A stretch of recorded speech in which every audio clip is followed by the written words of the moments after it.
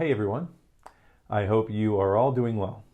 And let's continue with this master study series with another from John Francis Murphy called Late Afternoon. It was painted in 1889, and it's really a demonstration of value and composition, as there's very little color in this. It's not monochromatic, but it's close. I just want to tell you that I don't plan out these paintings. I like to show what really happens so that you get an idea of what to expect. Bob Ross would do 3 paintings for every show, one before, one during the filming, and then one after. I don't do that, partly because I don't have the patience. Thanks to everyone who's been supporting this channel. I'll put a link to my Teespring store as well as other contribution options in the description below. Or you can use this QR code here. Go ahead and give this video a thumbs up, subscribe, and click that notification bell so that you'll be alerted to new videos.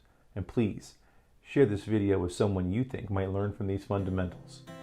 I'm Kendall Stump, and welcome to the Stump Project. Alright, first things first. We got some liquid, linseed oil, odorless mineral spirits, and I'm going to use raw umber to tint my canvas. And this is going to come into play a lot. We're going to use raw umber and some ultramarine blue to make our own black. But first thing is first, let's tint this canvas. We're prepping it for Late Afternoon by John Francis Murphy. And here's a picture of that while we tint. Again, this is an old, I don't want to say old, it's not that old, it's probably like a year old. But it's a canvas that I had worked on, or a painting that I had worked on. I wasn't necessarily completely happy with it, and it was much earlier on in my oil painting endeavors.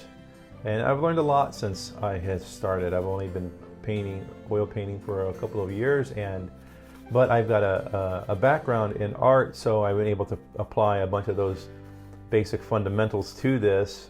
As I'm sure that if any of you have a background in art, you'll see the basic principles that I talk about apply to virtually anything that you're making. But I've decided I wanted, instead of throwing it away, I just sanded it down. I just took it out in my garage, and I just took a sander to it and just took down all the high spots on the paint.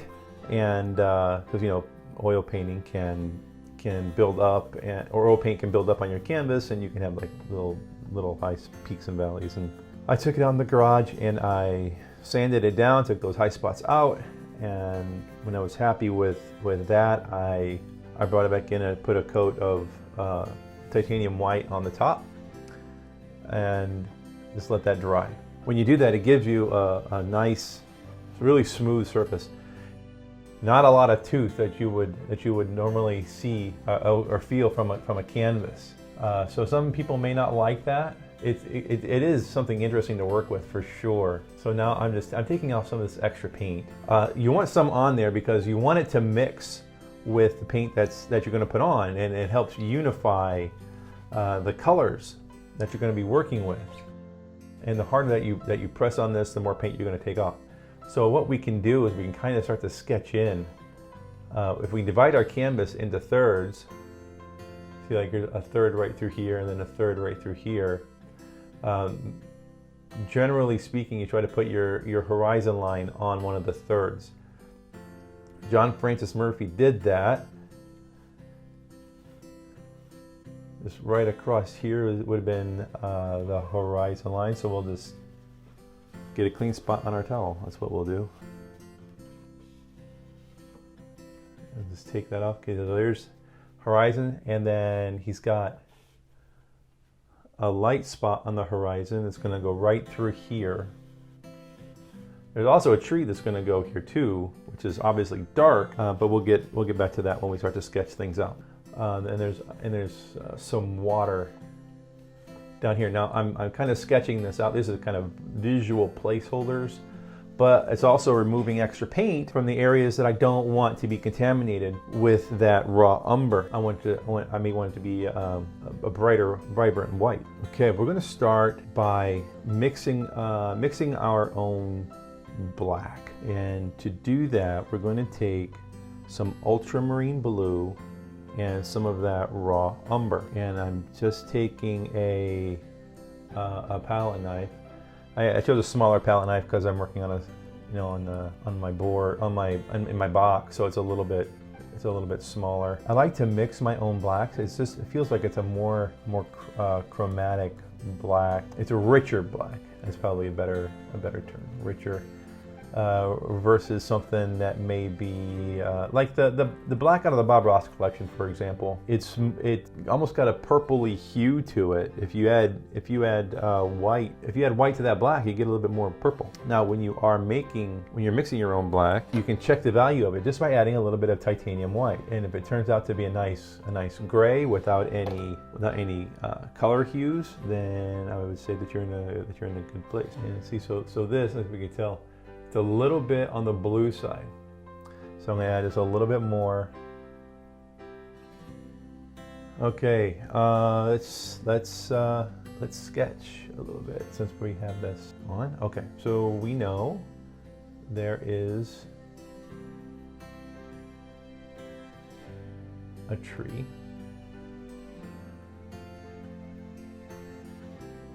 This is a fairly simple scene, as you saw.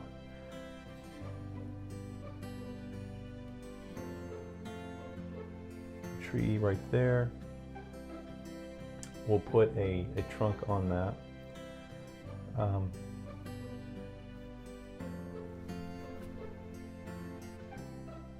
I'm just using some really rough brushes. These are Artist Loft brushes. You can get them from art supply stores like Michael's here in the United States, for example. They're natural bristle brushes. I really like the texture that these rough bristles bring to these paintings. It's really, I like them a lot. And you have to spend an absorbent amount of money on good brushes when you have something like this. And you can spend money on those brushes, and like Rosemary & Co., for example, wonderful brushes. I've got several of them myself, but there's a place for them.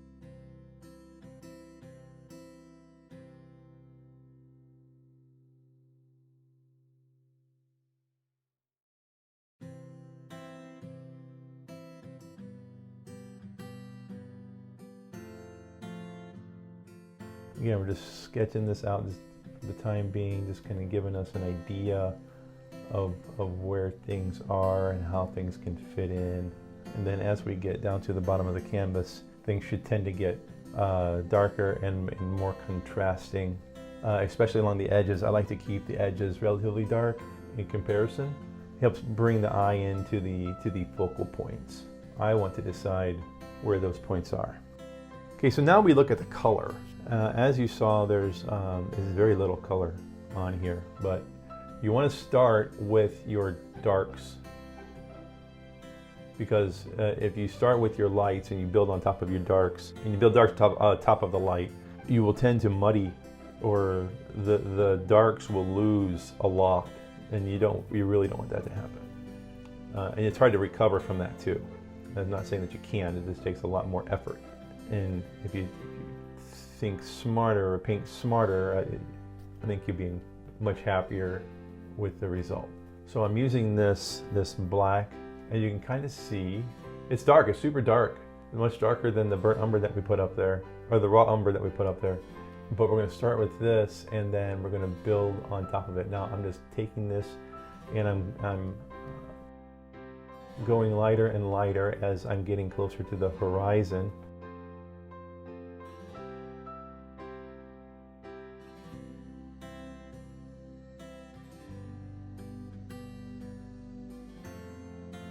Now, when you're painting clouds, the further you go away from the viewer, the closer to the horizon you're probably going to get. And when you're doing that, the shape of the clouds turns from being boily and rolling and all that kind of stuff. It turns from that into these horizontal lines, and it's just because of perspective. And we talked about perspective in earlier videos, and we're just trying to capture that perspective. It just leads to a suspension of belief for the viewer. I don't want to go too crazy with this. I better stop. I meant this part right here. I want to build the sky first, and that way we can paint on top of it with the foreground elements. I prefer working top to bottom because it really, I think it's easier. You put in the sky, and then instead of painting around everything, you can paint on top of things. I just prefer that. You're going to get a better, I think you're going to get a little bit better experience if you do that. So I'm going to use some, this is the Williamsburg paints. They're nice paints, they're pretty good for this stuff. This is Italian lemon ochre. It's essentially, it's yellow ochre. This is from one of those nicer brushes like I told you about, from Rosemary & Co. This is the number 7. This is an extra long flat.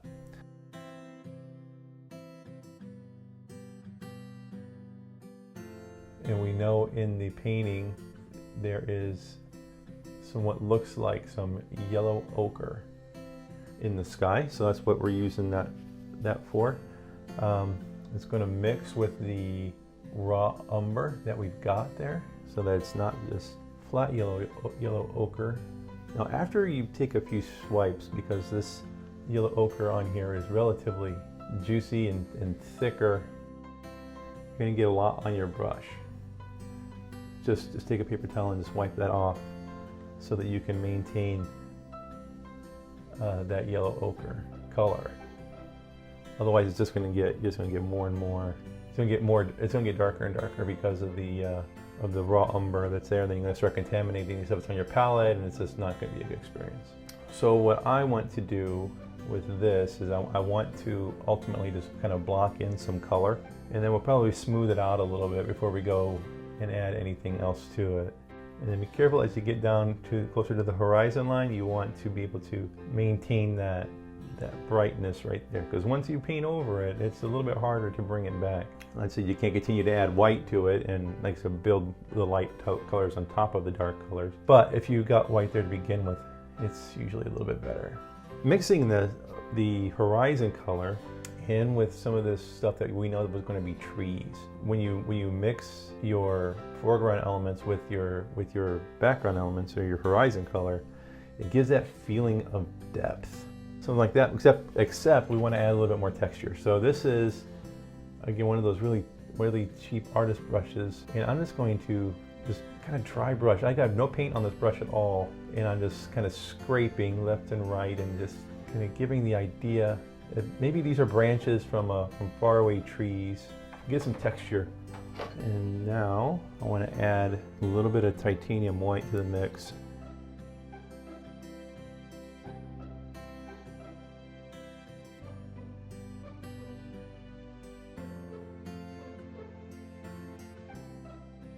The sky is not a uniform color, even on sunny days where there's not a cloud in the sky, and the blue that you see isn't just a flat color of blue. There's variances in it, and it's from air density and all kinds of sciencey stuff. Blocking in color right now, nothing crazy going on. Changing the flavor up in the sky just a little bit, adding some burnt sienna, and we're going to be adding some more burnt sienna in a little bit when we get into the trees and stuff. Hope you guys have been enjoying these master studies. I've been getting a lot out of them too. Just seeing how these things are built, it's been enlightening for sure.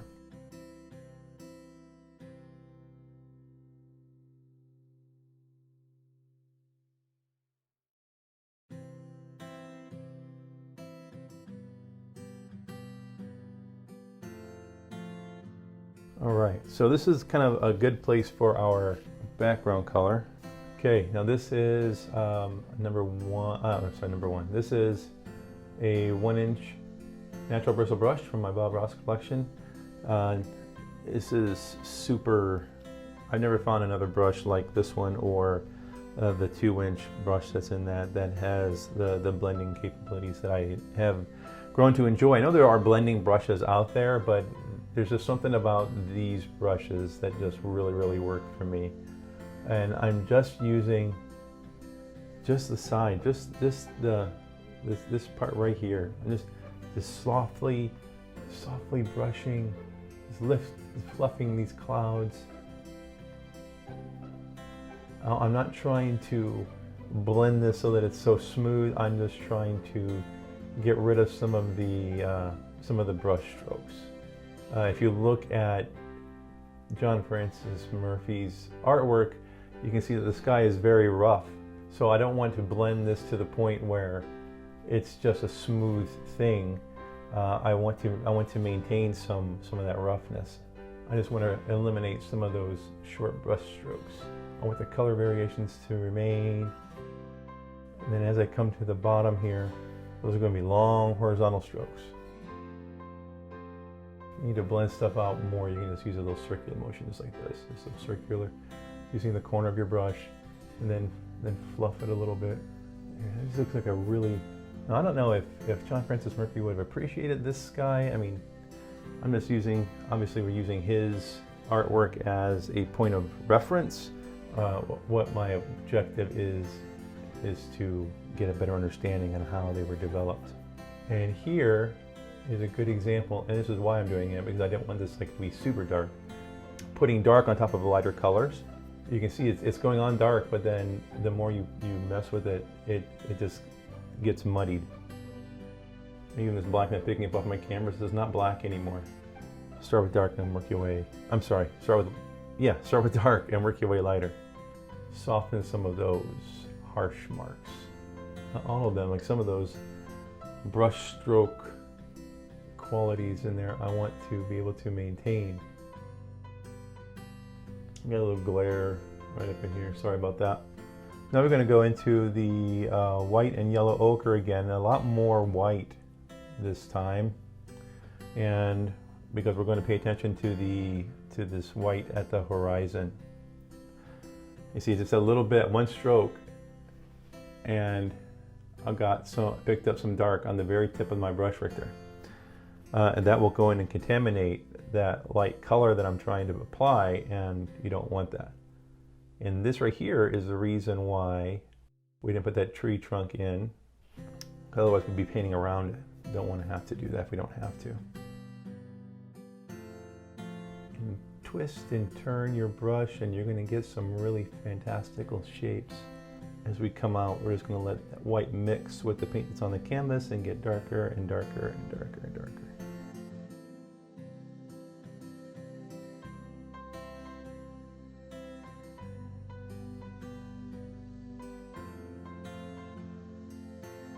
There, if you want to smooth out your brush strokes, you just lightly, just ever so lightly, we don't want to smooth, it's smooth. So see this area right in here? We'll just smooth that out just a little bit. Just lightly, just keep brushing it. You see how that just smooths out? Don't go crazy with this. A lot of times it's good to keep a little bit of a variety in your strokes and in your painting, just to keep things interesting. And I'm making a few strokes. Some of it I don't even have any paint on my brush. I'm just moving paint that's on the canvas itself, hitting some of the areas that I know to be in highlight, and just removing some of that paint. And these go really soft, and you can blend that in. Just try things. Just push on use your brush and just go in and just push and just see what happens. What happens if you drag your brush across horizontally? What kind of brush strokes does it make? What happens if you just smash it into the canvas? What kind of brush stroke does that make? When you twist it and turn it like this, what kind of brush stroke does that make?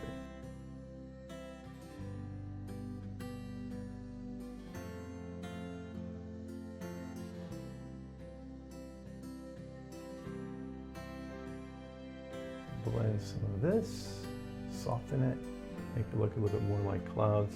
And then I think we're ready to move away from the sky. We'll start heading into the horizon.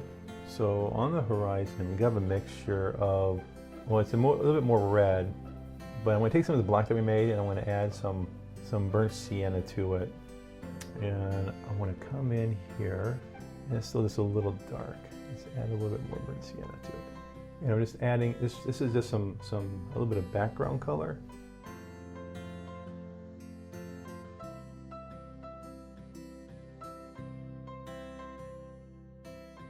And I'm picking up the black that we made, the raw umber and ultramarine blue, and pushing. You see me just pushing my brush up against the canvas right there.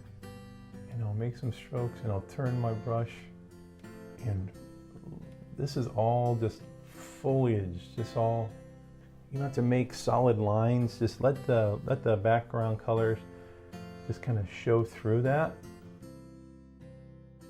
I'm just pushing letting the bristles splay, you know, it's just spread out and just do what they do.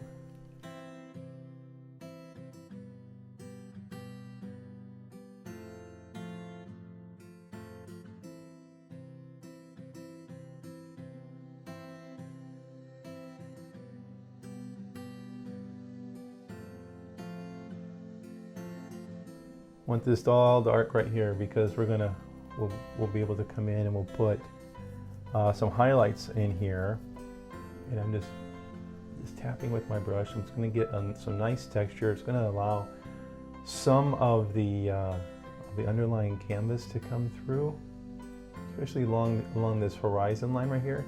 Just push up just a little bit. You don't want it to be a straight line. Just let it break. Let those bristles just kind of create some of that foliage that's there. Just darken up that horizon line right as it goes here at that darkest point. And the more you tap this, the lighter it's going to get. It's going to kind of blend into the background. And if it doesn't, just go ahead and add some more of that yellow ochre, and it will lighten itself up. When you get to the edges of your canvas, you try to go up a little bit. If you go down, it makes the viewer feel like they want to fall out of the canvas, and that's not what you want to have happen. Take this existing color that's on your brush and the existing paint that's on the canvas, and we're just going to tap it. We're not adding anything extra. The only thing we're doing right now is putting that foundation in for the additional color and the highlights, kind of conditioning the canvas here. It just adds a little bit of texture, visual texture, not necessarily physical texture. It isn't necessarily an impasto style painting, although it can be. What we're really just doing here is taking out some of those brush strokes that may come through later on, and replacing it with what we want to be vegetation and grass. And you've seen Bob Ross do this 1,000 times, I'm sure. Bob Ross, Bill Alexander.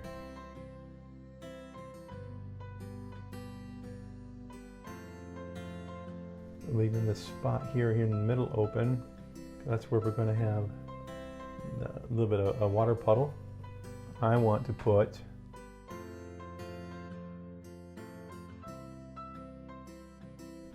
in that tree trunk. Now normally I would do this, well, I'll show you. I'm taking a paper towel and I'm twisting it into a nice taper here. It says the paper towel that I've been using to wipe my brushes off on, but there's a clean spot on it, so I'm just using it. And I'm just going to push against it, and what that's going to do is move the paint for me. Now normally I would do this on a darker background, like this, for example. We'll just do this here, and you can see how, boom, you get a tree trunk. But I kind of wanted that tree trunk to be dark, but we'll see what this looks like.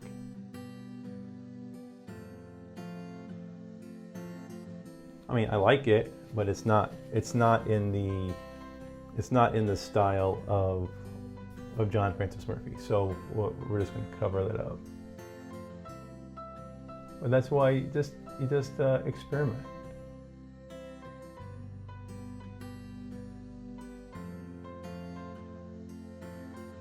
Just gotta see what things do. Now I do like that. I mean, it looks really nice. You get some really nice effects. I mean, I'm not sorry that I demonstrated that. I think that it looks really, really nice, but it's not what we wanted to go for here.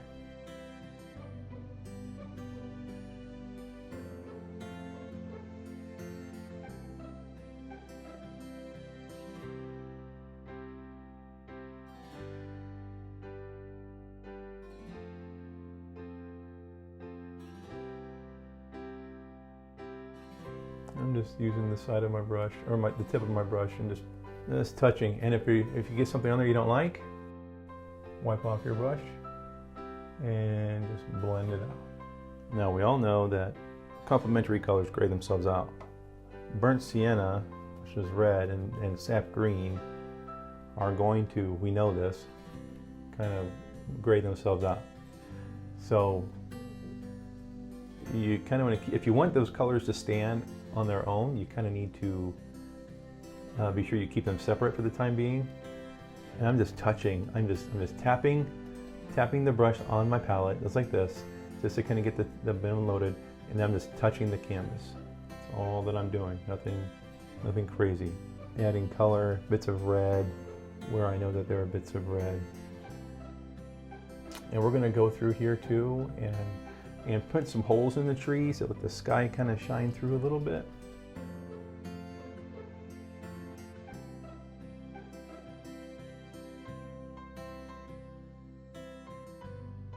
Putting in some of this darker green here. This is sap green. I'm letting it work into the canvas with the existing paint and just changing the flavor as it goes by.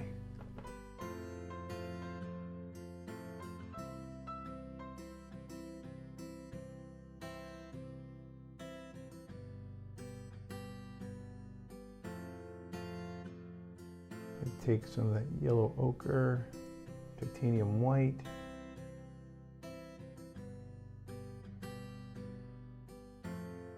And I think I'm going to use my palette knife. Just putting a little bit on the tip of my palette knife, a little bit of paint.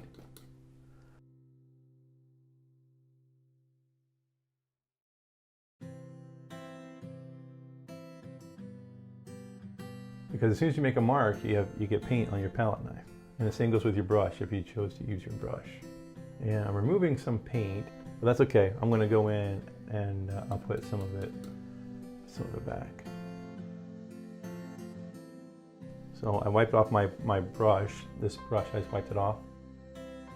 And I'm just going to touch some of these spots, and it will just kind of fill them in just enough to lighten them or darken them, to make it appear more as light is coming through the trees versus there's holes in the tree.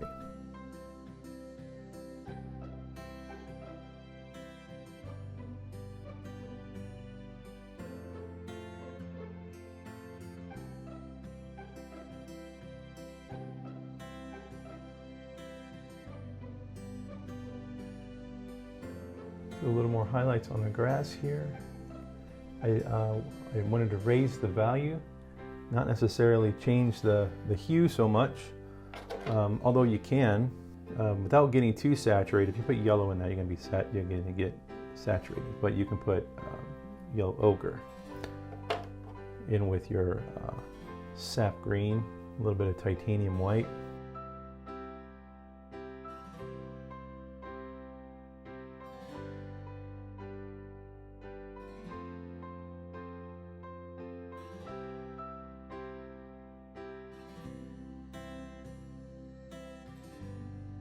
Then as you get more to the edges of the canvas, remember to let it continue to get darker and darker and darker.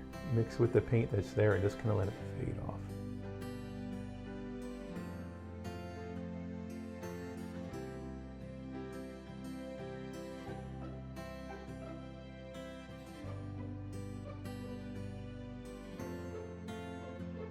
Now the light source in this is right behind. It's right behind here, right? So a lot of this stuff is going to just look darker than what it is. So if there's going to be highlights, it's going to be probably closer to the edges than it is going to be inside.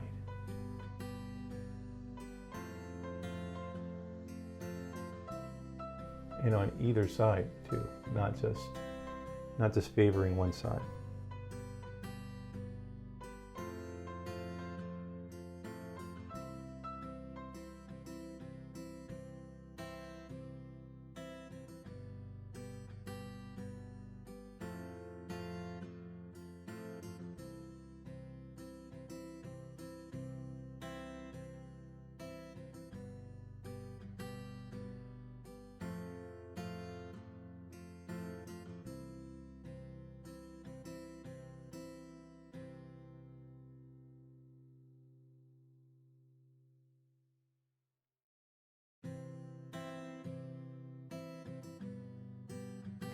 we'll get to that here in a moment. Just continue putting in some of this green here. Just while we have it, green, we're going to add a little bit more of that raw umber ultramarine blue, just to darken it up just a little bit.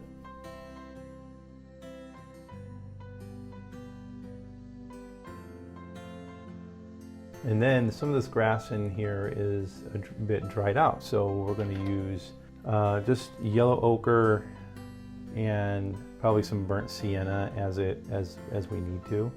So I'm not even going to rinse out or clean out my brush. I'm just going to go right into the yellow ochre and just really load up my brush for my first pass. It's just going to keep it a green, but it's going to give me something to build on. And I'm not trying to cover all of this up.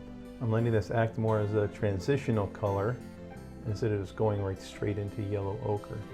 Yeah, I don't plan these paintings out either. I mean, the most that I'll do is I will look and just look at what I'm about to paint.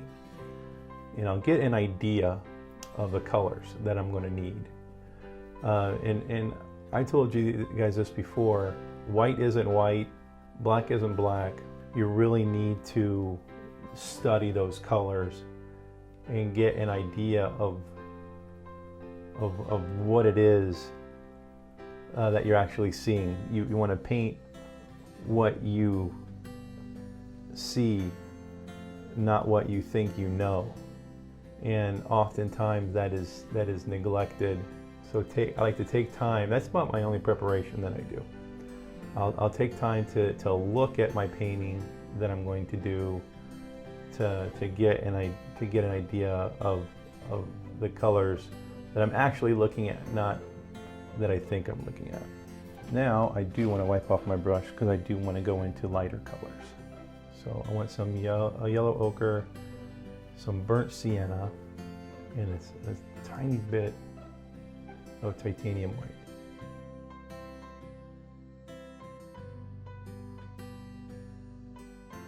And we put it on, again, just let it get darker on its own.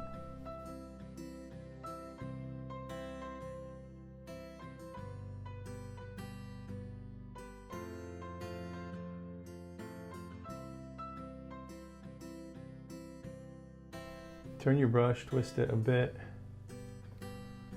Out there I got a little bit too dark, so we're going to go and just lighten that up. And a little bit of burnt sienna. Let that mix in with it, change the flavor a little bit.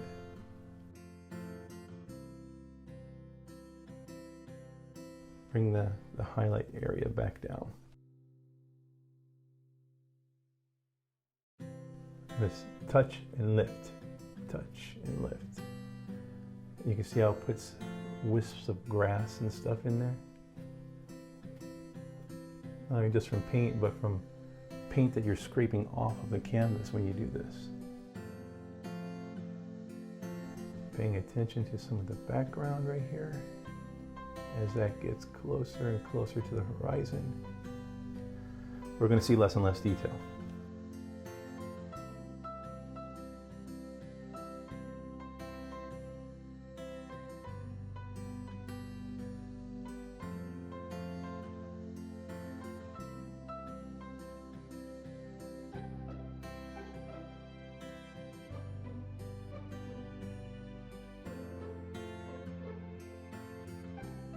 Lift, touch and lift.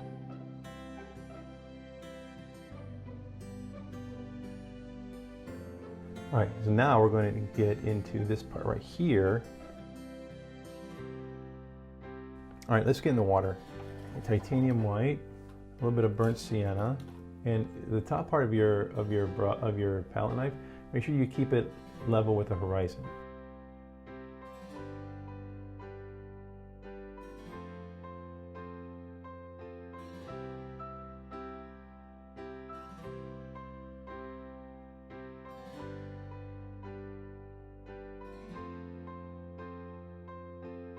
Remember, I'm using titanium white, but like I just said, the white's not white.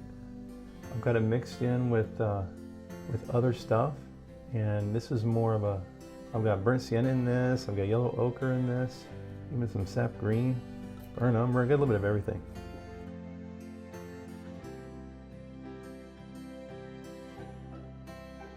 Making other little puddles here and there. We can start covering some of that up, especially the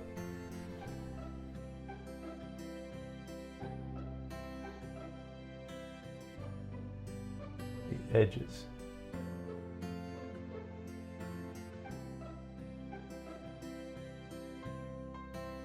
Just make a few swipes and then wipe your brush off, because you're going to get some of the white on your brush and you don't want to continually contaminate.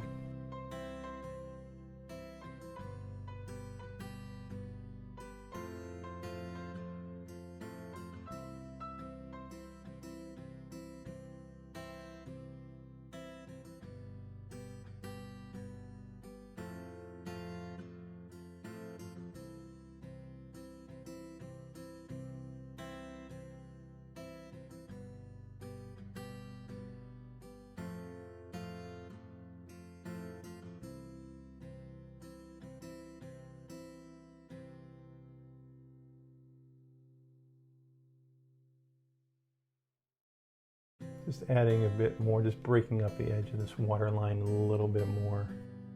Just blocking in where we can put color just by, and you'll see, we'll do the touch and lift, and it will all work out.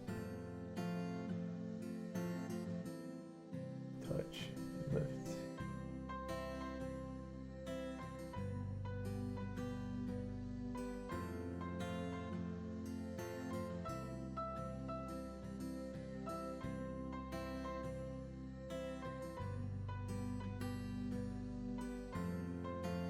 I'm just pushing my bristles against it, just pushing my bristles, just to get different, just to kind of break up the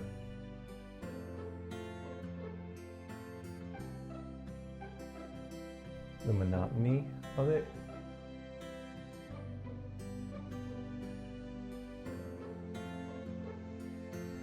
Different brush strokes here and there.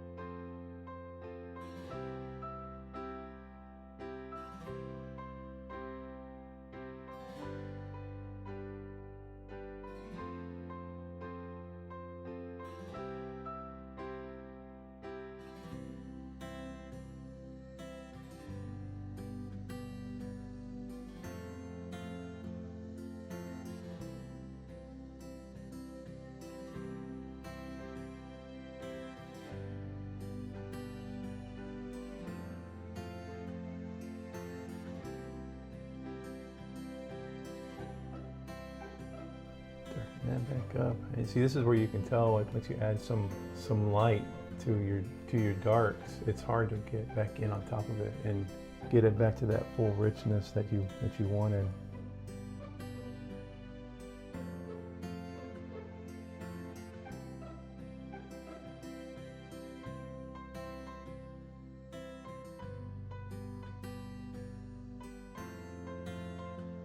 Just adding a little bit of variation through here, where it might be a little bit of a highlight.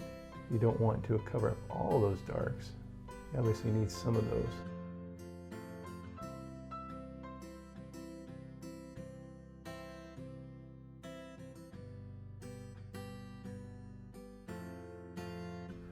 I want to lighten up that right back there because it's hiding the tree trunk a little bit.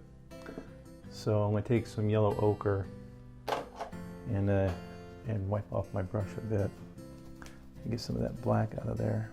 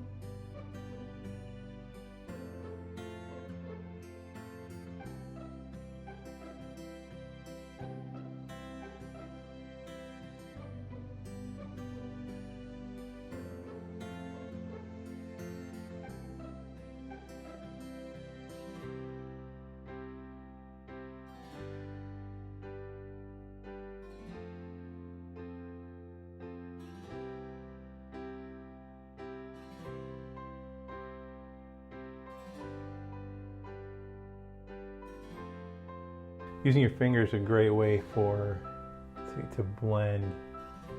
You want to be careful though. There are certain oils that you don't want to do that to. The cadmium family is a big one. You really don't want that to come into contact with your skin if at all possible. They are toxic. The cadmium family, the cobalt family. Yeah, you don't want that.